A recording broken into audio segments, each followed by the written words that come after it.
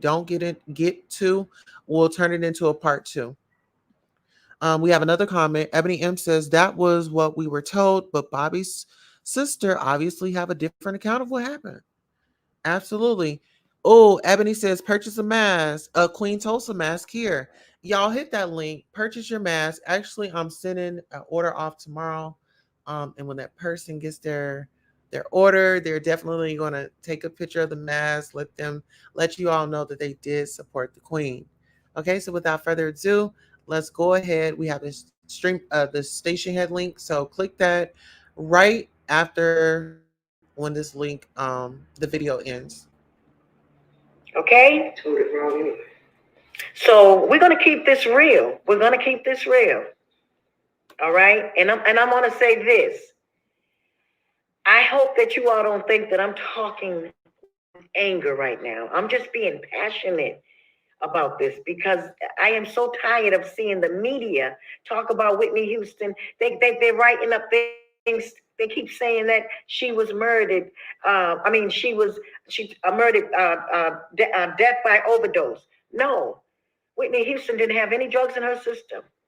Okay, so and neither did Bobby. Bobby Christina was beaten into that bathtub, and then when she entered the hospital, she snapped out of the coma quickly. She was not in a coma for a long time. No, Bobby Christina, every single time I walked in her room, me and my sister Tina together, Bobby Christina was up. Her eyes were wide open. Wide open. And I asked the nurse or doctor, I said, she never sleeps. She was always aware and up. She wanted to know who was in her room. And she looked you dead in your face. And when I walked in the room to see her, she said, She was so excited to see me. She kept trying to talk to me. The doctors saw this. They were like, oh my God, she's so excited to see you. She was trying to communicate with me, but she couldn't talk. But she was up. Bobby knows this. Bobby Christina was up every single day. That girl was scared to go to sleep. She was up watching TV. Bobby would sometimes come to her room and feed her popsicles okay? So let's get out of that. Y'all, you got that idea in your head that my niece was in a coma and she was not aware and she was unresponsive. And yes, she was like that, of course, in the beginning, but she came out of that. Bobby Christina was strong.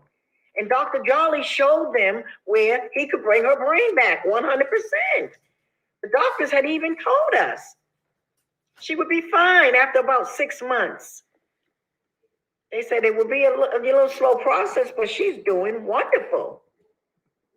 It wasn't until the Houstons came into that hospital after Bobby Christina communicated to her father that she did not want none of them near her bed.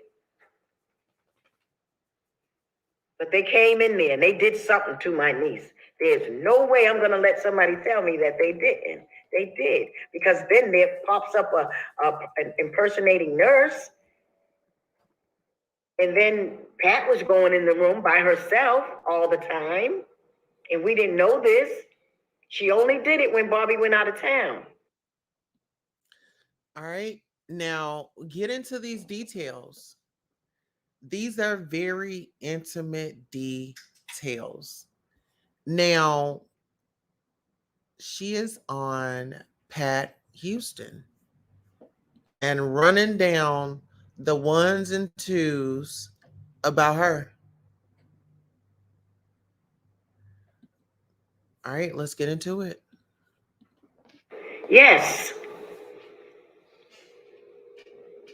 So something was done to my niece because she was supposed to come home with us.